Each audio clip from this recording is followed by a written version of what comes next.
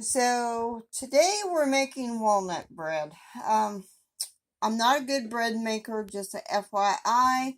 So let's get started in this recipe. And of course, I showed you what it's out of, and this will be the last recipe out of this book before we go to some desserts. Ooh, oh, sorry about that. Anime snuck in there.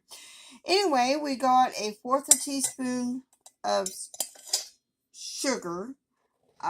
We're going to add a fourth a cup of water to this, and then I'm going to sprinkle some yeast over here and stir it to dissolve it, and we're going to stand until it gets foamy. So I'm going to do that real quick, and then I'll move on to the next step, y'all.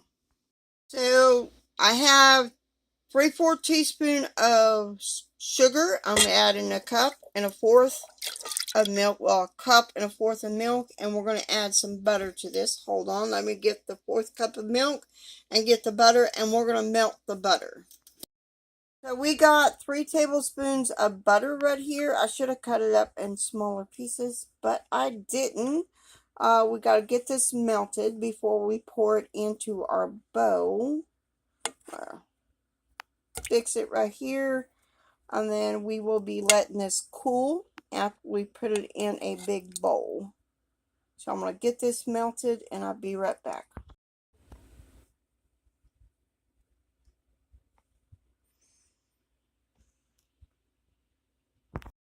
Now we need to let this milk butter mixture cool down before we add our yeast, and we will be putting in 2.5 cups of flour and our ground nuts, which I need to get those ground up. I only need 1/3 a cup of ground nuts, ground walnuts. We're making walnut bread. So I'm going to work on that while I let this cool, because we don't want to put our yeast in here in a hot mixture. 1/3 a cup of ground walnuts, which I ground myself, which I do have a little bit more left over. Yeast mixture, I'm going to scrape that out, and then I'm going to add 2.5 cups of flour, and then we're going to beat this until it's smooth. So I'm going to scrape all that yummy yeast out there, that good yeast, and then add my flour real quick. We need to add enough flour to our dough to make it a sticky dough, soft and sticky dough, and then we're going to knead this a little bit, but I'm going to knead it in the bowl. My kitchen table is kind of full, so I'm going to do that real quick, and then we're going to put it in a grease bowl and turn to coat, and then cover and let it rise for 1 to 1.5 hours, at least until it's doubled. So I'm going to finish this, and we're going to knead the dough a little bit, and there you go. So next thing we need to do with this bread, we got to punch it down. And we need to pinch off about 1/3 of it and put that aside for something. Now we're going to work on this part of the dough. So the rest of this dough that we have, we need to pat it into an 8-inch circle. I'm just estimating, and we need to sprinkle with chopped walnuts, and then we're going to press them in gently and then fold over to meet in center. So I'm going to work into that while we're shaping this dough. Let me get me some walnuts.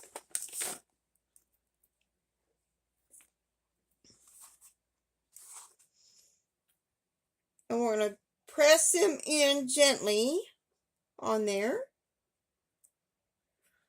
Get a few more in there. And eat them while I'm doing this. Okay. Couple more. Okay. Now that I did that, it says to fold edges over to meet in center. So just go like this. Oh, I'm not very good at this, y'all.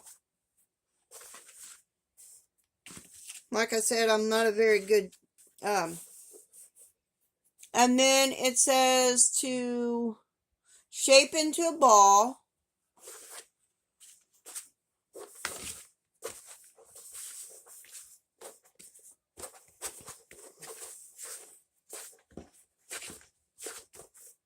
And then slowly make it like a middle, like a donut type thing. And then we're going to be placing this on a greased baking sheet. So let me get that and put this on there. Then we're going to use the third that we pulled off. So hold on a second. Now this reserved dough that we pinched off, we need to divide it into 5 equal pieces. So I'm going to kind of divide it with my hands. So there's 2, 3, 4. One of these is going to have to get to another one. So there's 5. So we need to roll out each into a 12-inch rope and then fold in half and twist together to form a braid. So I'm going to do that and I'll be right back.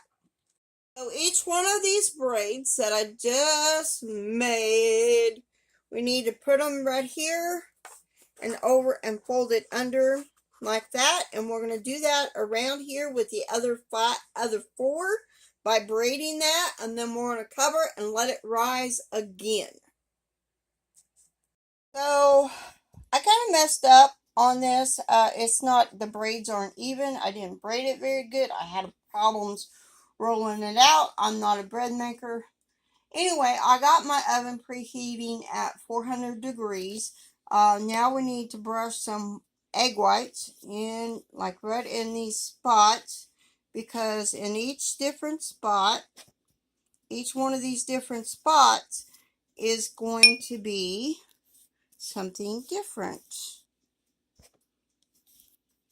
We're going to sprinkle some white sesame seeds in one spot. Some, these are white sesame seeds. And I'm going to ground coriander seed. I'm going to sprinkle on that. And then I'm going to alternate between those two. And then we will bake it for 400 degrees for 15 minutes. And then we got to lower our temp to 350 and bake another 15 to 20 minutes. Since I bake in a toaster oven, I lowered my rack down 1. So I'm going to go ahead and sprinkle some of this on there, and I'll be right back. This is what it looks like. This is what it looks like before I put it in the oven. Like I said, I'm not a big baker. I'm not an expert baker. I just do what I can and move on. So I'm going to go ahead and let this cook at 400 degrees for 15 minutes. And then we're going to lower the temp to 350 and let it bake another 15 to 20 minutes or until it's golden and sounds hollow when lightly tapped. So with your fingertips. So this has the sesame seeds and the caraway, ground caraway seeds, because that's what I have. And I'm all for using what I have. Using what you have. So I'm going to put this in the oven, let it bake for 15 minutes at 400, like I said, and then lower it.